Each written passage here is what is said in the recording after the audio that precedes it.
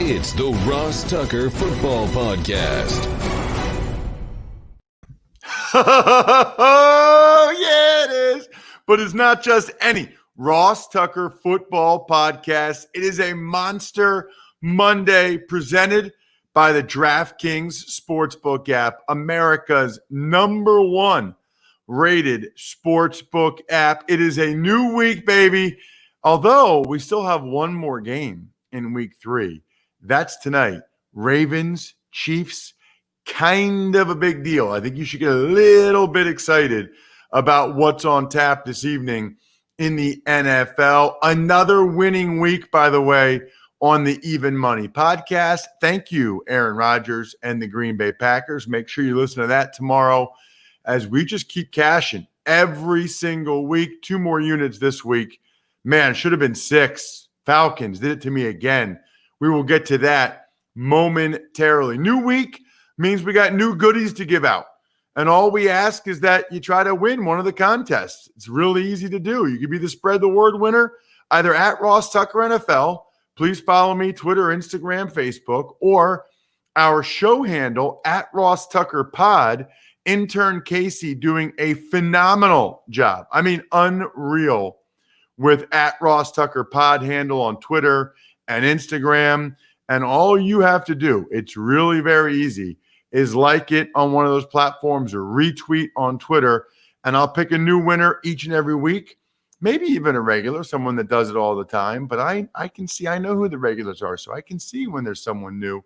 And I like to show my appreciation for you guys. And you know what? I'm going to help out Ross and Brian, the little engine that could this week.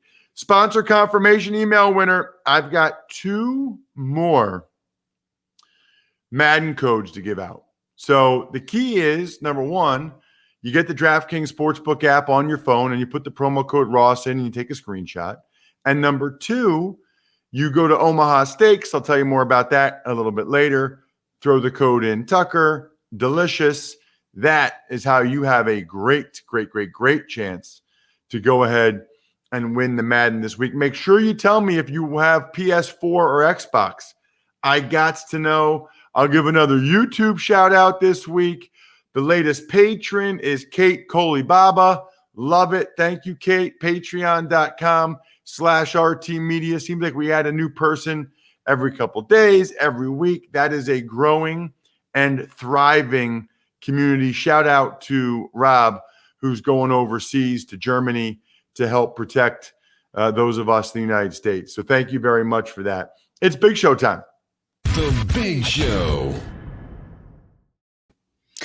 Good morning, Ross. Well, as we always do, let's get your thoughts, your key takeaways from week 3 in the NFL. You know, I think the first thing that jumps out to me, Bri, is just the uncertainty that was Sunday morning about how many Atlanta Falcons might miss the game against the Chicago Bears. Now, it's a bummer for me. Obviously, I didn't know when I made that wager that Julio Jones wouldn't play or that A.J. Terrell would test positive for COVID and get put on the COVID-19 list Saturday morning. And so then they had to check all the other tests, obviously. They had to check the contact tracing, which I think is interesting. A lot of people don't realize you have to be within 6 feet of someone for 15 minutes or more for it to count. So I don't think a lot of people realize those are the CDC standards, by the way. Within 6 feet of someone for 15 minutes or more. But it did sort of, Bri, give us a window into what that could be like, right? I mean, it kind of showed us what it could be like if there were to be multiple guys on a team. And here's the thing. These are not tests that they get back in 15 minutes or even an hour. So the A.J. Terrell test, it's my understanding, that was the Friday test. And then he practiced Friday. And then it was Saturday morning that they found out it came back positive. So that's one of the reasons why I think they have the coaches and guys wearing masks on Sunday. There is a window of time. There is some measurement of time there where theoretically A.J. Terrell could have given it to other guys on the Falcons. So obviously I don't think that really helped. They still had a big lead. We'll get to it. But there's a lot of news, I'd say, out of that one, because you obviously had everything that went on there. And that was a good indicator for us of what could happen in these situations that, I mean, is significant, right? Like, this could happen in any of these games where it's late in the week. And I believe he's the first one that was sort of I guess we're calling it a Saturday surprise, but it was significant. I mean, he's a starting corner for them. He's their first round pick. So that was sort of a dry run, if you will, of what could happen in that situation. And then that same game, Mitch Trubisky gets benched. And at the time, you know, it was a terrific job by the Falcons. They were playing great. They had a big lead. Foles came in, and it was like everything totally changed. Now, I didn't think, being undefeated, that Matt Nagy would go ahead and make the change from Trubisky to Foles, but Foles had a terrible pick. They needed to have some type of spark, and Nagy didn't want to give up on the game, and credit to him for not. I mean, he's the head coach of a 3-0 team. I still don't think that they're overly good, but 3-0 is 3-0. And by the way, if I don't think you're overly good and you're 3-0, that says a lot for your coaching, right? The other themes, I think Adam Gase and Dan Quinn are both done. It's really, at this point, I mean, the Jets are an embarrassing football team. I will see them up close and personal on Thursday, but they're a really bad team. And so I think everyone kind of realizes that Adam Gase will be gone. It's probably just a matter of when. There were already rumors that maybe it happens during the season, and that Thursday night's game that I'll be calling for Westwood One will be big for him. It seems like his days are pretty numbered there in New York. And I think Dan Quinn's the same. You know, they're 0-3. He saved his job at the end of last season, but now they're losing these games that you just can't lose. Fourth quarter collapses.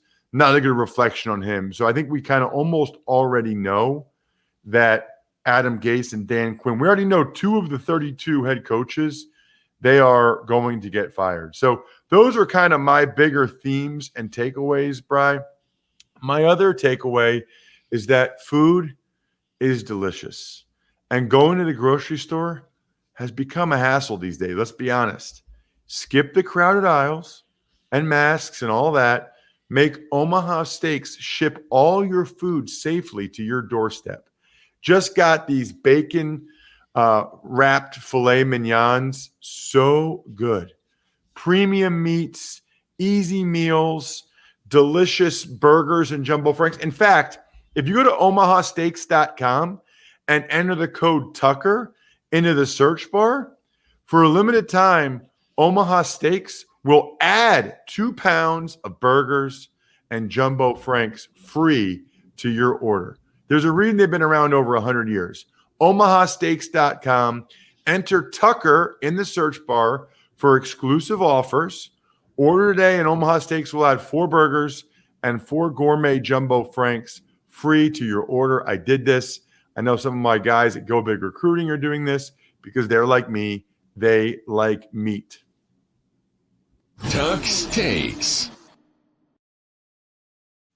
All right, well, let's get into each of these games individually. We'll start in Pittsburgh, where the Steelers remained perfect with a 28-21 win over the Houston Texans. Houston falls to 0-3.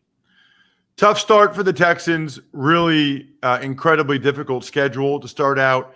They did some really positive things. I mean, when Deshaun Watson threw that beautiful pass to Will Fuller for a touchdown, it's 21 points for the Texans. They were up 21-17. I believe it might have been 21-14. I think it was 21-17, I thought. And I thought, okay, this is why they play the games, 2-0 versus 0-2. I had harped on that last week on both the Even Money podcast and here on the RTFP, but it wasn't enough. The Texans could not score in the second half. Deshaun Watson was under duress throughout. And credit the Steelers. They pounded it. James Conner over 100 yards and 6 yards per carry for the second week in a row, as the Steelers are off to a really, really good start. Tuck's Takes. Ross, we had our first tie of 2020. Eagles and Bengals finished at 23 apiece, and I think we kind of sort of called that on Friday, did we not? Well, you said on Friday that, one of these teams will get their first win. I said, well, could be a tie, Brian. They did have a tie. I couldn't remember if it was 2012 or 2008. It was 2008. I think you guys know how I feel about this. I really hate ties. Now, this was not really a product of the new overtime rules of, the first team to score. It wasn't that, although them shortening it to 10 minutes was certainly a factor. The thing I don't like about ties is everybody felt like they lost because the mission is to win. And so don't really care for that. I thought the Eagles D-line did their part. I think they had 8 sacks. They were all over Joe Burrow. I mean, Malik Jackson hit him so hard, which, by the way, was a totally legal hit in my mind. And I know that John Perry, former NFL ref, felt the same way. I mean, he took one step. It was chest. His shoulder in the chest. Burrow was in the air, which made it look really bad. But it was a legal hit by Malik Jackson. I get frustrated about stuff like that because that confuses the issue for defenders at every level. It's very important in my mind that we highlight legal vicious hits so that people realize you can still deliver a significant blow, but do it legally. I think it really confuses the issue when you throw a flag just because it was a big hit. You're allowed to have a big hit. So that frustrates me quite a bit. Carson Wentz struggled throwing the ball again. He had a couple bad interceptions. He had some really poor missed throws. He did, however, find a way to run the ball a lot, to keep the chains moving, to keep some drives alive for the Eagles, including running twice on the game-tying drive at the end of regulation, dives in the end zone. Looked like it could be one of Wentz's finest moments. He threw that dime to Zach Ertz in overtime as well. A perfect pass, by far his best pass of the day. But then there's a couple of O-line penalties. Lane Johnson goes off sides. Nate Herbert gets a hold, which I thought was questionable. And that prevented the first field goal attempt in overtime. And then the Eagles sort of bungled their final chance in overtime with some conservative play calling and then a penalty. They were going to have a 59-yard field goal. They weren't able to get the kickoff. Doug Peterson had to decide 64-yard field goal or go for it. In the moment, I didn't hate his decision to punt it. Upon second review, I think he probably should have just gone for it. It's 4th and 12. Probably should have had Wentz, try to make a big play downfield. Maybe you get PI. Maybe you complete it. Maybe it's picked. But if you run enough time off, it's pretty unlikely the Bengals get a chance to win that game either. They're in basically the same spot you would have been in at that time. But that was through the benefit of hindsight. Still very impressed with Burrow. Did a lot of positive things, even though, man, I'd be surprised if he makes it through the season at this point. Tuck's Takes. All those injuries we talked about to the 49ers last week didn't matter. Easily beat the Giants 36-9. G-Men still winless at 0-3. This is sort of a really disturbing loss for the Giants. I mean, you're at home, and I know that the Giants didn't have Saquon Barkley or Sterling Shepard, but you are essentially going against the 49ers B team, their second string, their JVs, whatever you want to call it, and you got embarrassed. Like, they got absolutely embarrassed in this game. It's really bad. I mean, there's no way around it. Daniel Jones cannot get over the turnover bug. And at some point, here he is 3 games into his second year. He's going to have to figure it out. But at times, the Giants look like the bad news bears. Jones turns it over too much. Kyle Shanahan's an incredible head coach. Whatever they pay him, it's not enough. Nick Mullins, by the way, is a guy that teams should be thinking about. Now, the question is he good, or is it just because he's in Kyle Shanahan's offense and every quarterback can be efficient in Kyle Shanahan's offense? It's a good question. But the Niners defense, even without Bosa and Solomon Thomas and Sherman, all these, they held the Giants to just 231 total yards. What a performance on both sides of the ball for the Niners and for the Giants. I mean, it's already looking like it's going to be a lost season. Speaking of lost, Bri, Visa knows that local businesses are the heartbeat of our communities.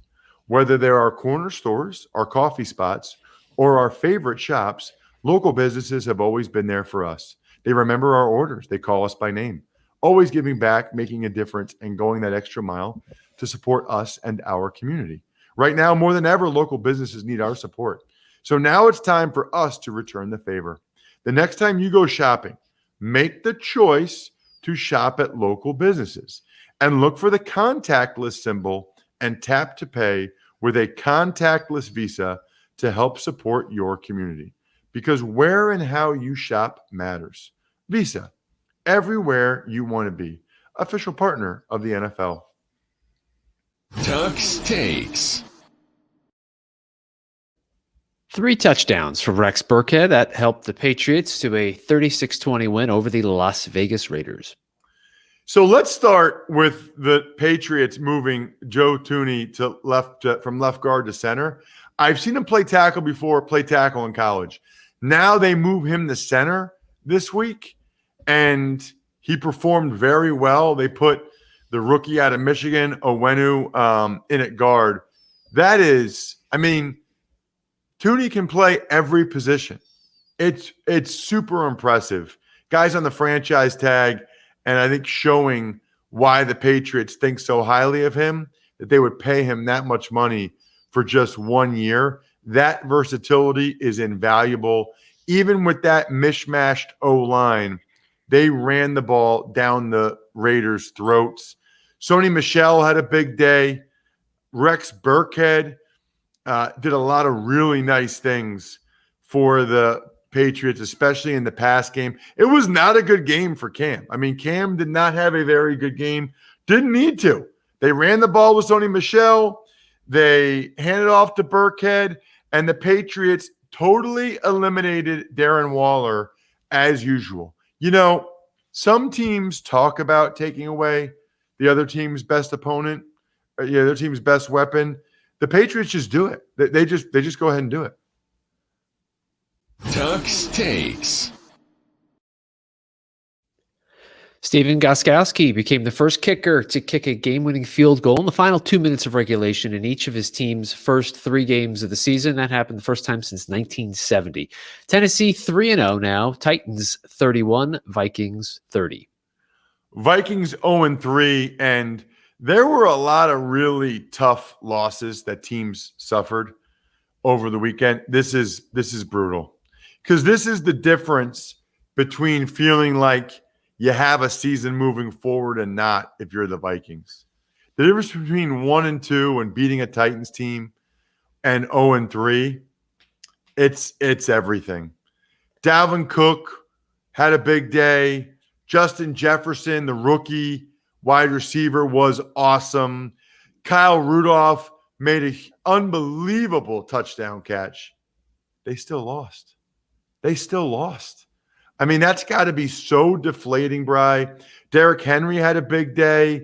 Khalif Raymond, a wide receiver, kind of came out of nowhere for the Titans, have a big day as well. The Titans D got after Cousins. And I got to give the Titans a lot of credit for 2 things. Number one, sticking with Steven Gostkowski even after that bad opening night game, because he was nails in that game. I mean, they don't win that game without him being perfect.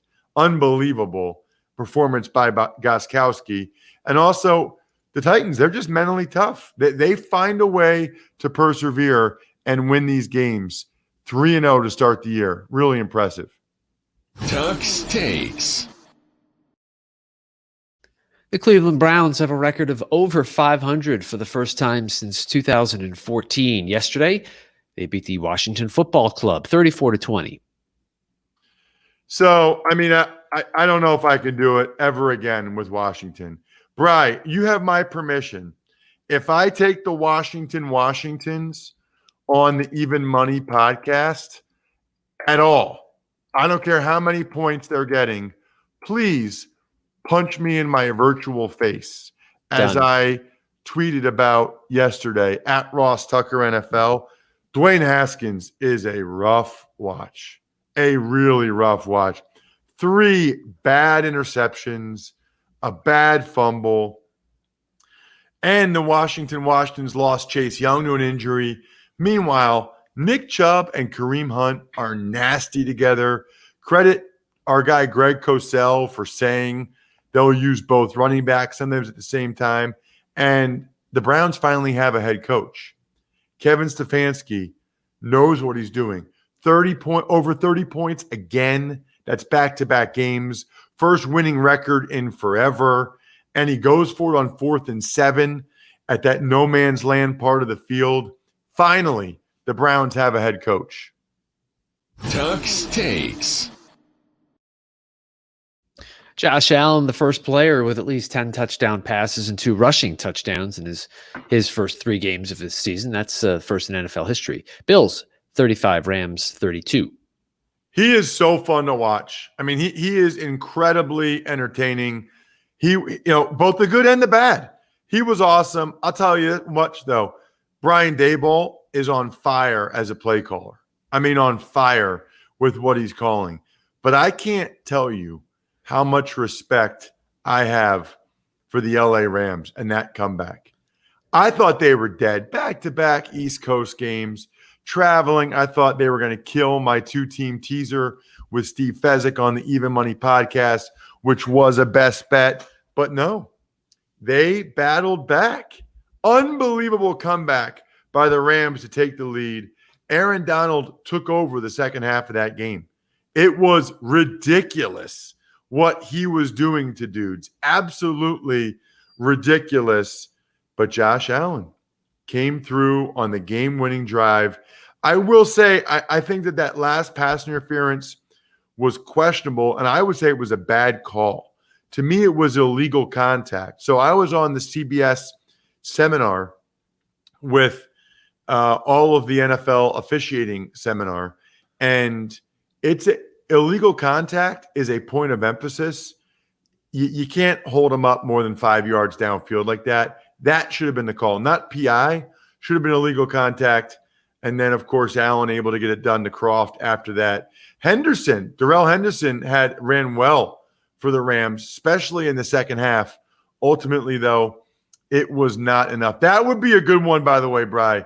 A really good one to check out on NFL Game Pass. I mean, I'll say this. I went back already and watched the entire condensed game of the Eagles and Bengals because I do so much stuff Eagles related. I watched the whole condensed game, NFL Game Pass. It was like 25 minutes, maybe. It is and that game went to overtime. It is glorious. Like I'm telling you guys, if you love football and if you listen to this podcast, you've got the disease. You would love being able to go back and watch condensed games. It's play.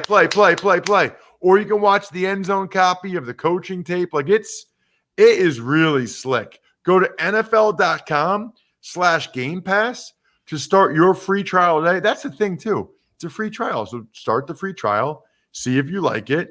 And if you don't, then don't pay. If you do, then pay. And I'm pretty sure you will. NFL Game Pass, where football never stops. Tuck's Takes.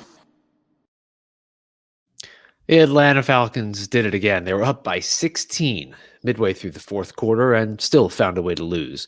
Bears, with Nick Foles, pull out the win, 30-26. Oops, I did it again. I had a big lead and blew it again. Oh, baby, oops, Atlanta did it again. They choked at the end, and now Quinn is gone. Ooh, baby. Do you know who sang that originally, Bri? Britney Spears, right? There you go, Bri. There you go. Oops, I did it again with your heart. That is what the Falcons are doing. They are ripping out. Make sure we clip that for social media, by the way, Brian. I'm writing it down right now. Make that note. That's a good one for intern Casey. Oops, they play with your heart. Britney Spears was writing that song about the Atlanta Falcons. Oops, no AJ Terrell or Julio Jones. Trubisky benched. Foles leads an absolute epic comeback with some clutch touchdown throws. Falcons were 3-and-out city, which is totally unacceptable. They're up 26-10 in the fourth quarter, and then they go 3-and-out every time. Like, you got to be kidding me, Atlanta. They literally do everything possible to lose these leads. It's unbelievable. It's like they couldn't lose the lead otherwise if they tried.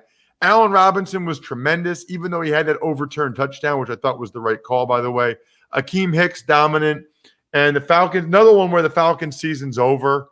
And the Bears, they're like the Titans. They're just finding a way. Tuck's Takes. Matt Rule got his first win as Panthers head coach, 21-16 over the LA Chargers. Carolina was moving the ball at will. I mean, they were moving the ball at will, but they were settling primarily for field goals in the first half. Herbert, I thought, did a lot of positive things. Justin Herbert for the Chargers did a lot of positive things again, but that bad interception at the end of the first half was huge because the Chargers looked like they might get points. Instead, Dante Jackson takes it the other way, and the Panthers get points, and that was really the difference in the game. I don't know if you saw it, Brian. They almost had an epic hook and ladder at the end of the game, which would have won it. I mean, they had it. If Keenan Allen gave a better pitch to Austin Eckler, and he had a little bit more time, Eckler would have walked in for an absolutely epic hook and ladder touchdown. That would have been amazing. Tuck's Takes. Phillip Rivers threw his 400th touchdown pass of his career in the Colts' 36-7 win yesterday over the New York Jets. Jets, the only team in the NFL that has not held a lead at any point in a game this season. Which is why Adam Gase is as good as gone this season. I will see the Jets up close and personal on Thursday. And I got to tell you, I'm very upset because Mekhi Becton got hurt. I was really looking forward to watching him play live. The left tackle for the Jets, who's been like the lone bright spot. Darnold had a pick six early and another one in the third quarter. Not a real good recipe for winning those pick sixes. Rivers was solid, kind of dinking and dunking. But the story of the game was really the Colts defense. Darius Leonard out there taking souls. Xavier Rhodes playing like he did in Minnesota. DeForest Buckner, I mean, they were all balling out for a Colts team. I would never lay that many points, but obviously I should have. Tuck's Takes. They let Russ cook. Russell Wilson, 315 yards, 5 touchdowns, 0 interceptions in the Seahawks' 38-31 win over Dallas. That's 14 touchdown passes in his first 3 games of a season, an NFL record. Yeah, it's ridiculous. And the thing that's crazy about Seattle right now, as they had more injuries on defense, including Jamal Adams, and the defense struggles again, they need him to play this well. Like at some point, you got to think this is a little bit concerning. They need Russell Wilson to throw all these touchdown passes and to score 38 points. Not a great sign for the Seahawks if you're thinking that, in terms of like Super Bowl contender. I mean, it's just not possible for Russell Wilson to throw 5 touchdown passes every game. Would have been even more. DK Metcalf caught the ball from Russell Wilson. What a play by Trayvon Diggs to punch it out. That was an unbelievable play. I love seeing things like that you rarely see. Very, very cool. And the Cedric Wilson story for Dallas was amazing. I think the guy had caught like 5 passes in his NFL career before that game, and then he goes out and he has 2 40-plus yard touchdowns. Good for him, man. I love stories like that. Love it. Love guys that just keep battling, get a chance. Kudos to you, Cedric Wilson. Kudos to you. Tuck's Takes. Mike Evans, 2 catches, 2 yards, and 2 touchdowns. He's the 3rd player in NFL history to accomplish that. Bucs, impressive 28-10 win. So, yeah, I mean, I guess I'll start with the food, Bri. What did they have for you guys? It was good. Food choice. You had chicken parmesan. You had vegetarian lasagna. They also had a penne pasta with a side of meatballs. So I went veggie lasagna, it was definitely good. For dessert, you had the Broncos logo on the sugar cookies. Nice touch. Chocolate chip cookies, and even though I'm not a fan of tiramisu, they had tiramisu, so you got to give them props for that. So, to the chicken parm and the pasta, was it like in boxes, or like how did you get it? How was it served? They were actually making it right there, and then they put it in boxes for you. So it's kind of like the best of both worlds. So it was a box lunch, but it wasn't just something they pulled out of a refrigerator that was made on Thursday. Wow. Yeah. Veggie lasagna out of those three options is highly, highly questionable, Bri. I just got to be honest with you here. I feel like our audience deserves that. Highly questionable, but not bad. What grade would you give it? Got to give them an A for the effort. I like it. Good. It was good.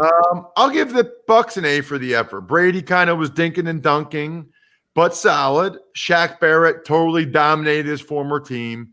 You could see that coming. And how about the Broncos replacing a struggling Jeff Driscoll with Brett Rippon?